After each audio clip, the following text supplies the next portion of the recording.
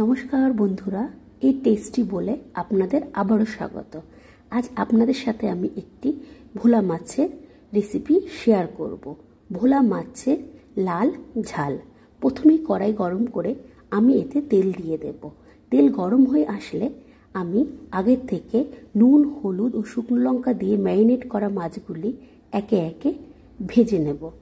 আপনারা এখানে অবশ্যই খেয়াল করবেন যাতে মাছগুলি ভেঙে না যায়।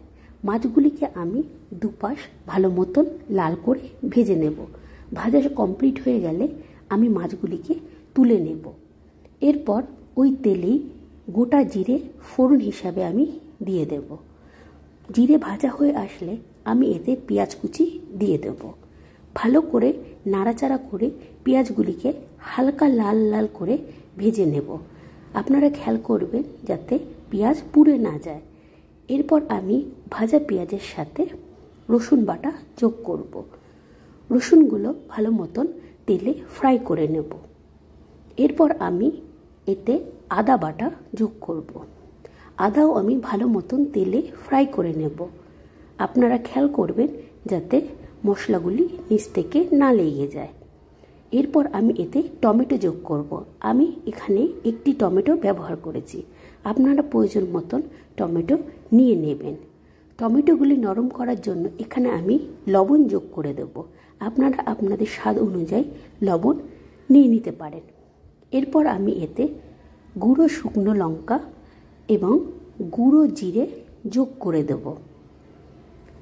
এরপর আমি মশলাটিকে ভালো মতন নাড়াচাড়া করে নেব। এখানে খেয়াল রাখবেন যাতে মশলা পুড়ে না যায় এবং ধৈর্য সহকারে ধীরে ধীরে নাড়াচাড়া করতে হবে। মশলাটি যখন ভালোভাবে নাড়াচাড়া হয়ে আসবে এবং কষে আসবে তখন এতে আমি রঙের জন্য একটু কাশ্মীরি লঙ্কার গুঁড়ো যোগ করব। আপনারা চাইলে করতেও পারেন, নাও পারেন। এরপর আমি মশলাটিতে হলুদ যোগ করে দেব। হলুদ লাস্টে দেওয়ার কারণ যাতে হলুদটি পুড়ে না যায়। হলুদ দেওয়ার পরে আমি মশলাটি ভালো মতন নাড়াচাড়া করে নেব যতক্ষণ না পর্যন্ত মশলা থেকে তেল উপরে উঠে আসছে। এরপর আমি এতে গরম জল যোগ করে দেব। আপনারা রান্নায় গরম জল ব্যবহার করবেন, এতে স্বাদটাও একটু বৃদ্ধি পায়। এরপর ঝোলটাই যখন ফুটে উঠবে তখন এর সাথে আমি মাছগুলি যোগ করে দেব। আগে থেকে ভেজে রাখা সেই মাছগুলিকে আমি এক এক করে ঝোলের মধ্যে দিয়ে দেব এবং ফুটতে দেব। মাছগুলি দিয়ে দেওয়ার পর যখন মাছগুলি ফুটে আসবে তখন আমি এতে লঙ্কা যোগ করে দেব। কাঁচা লঙ্কা দিলে এতে ঝোলের যে ফ্লেভারটা সেটা একটু বৃদ্ধি পায়। কাঁচা লঙ্কা দিয়ে দেওয়ার পরে আমি হালকা হাতে নাড়াচাড়া করব। খেয়াল রাখবেন এখানে যাতে মাছগুলি একদম অক্ষত অবস্থায় থাকে।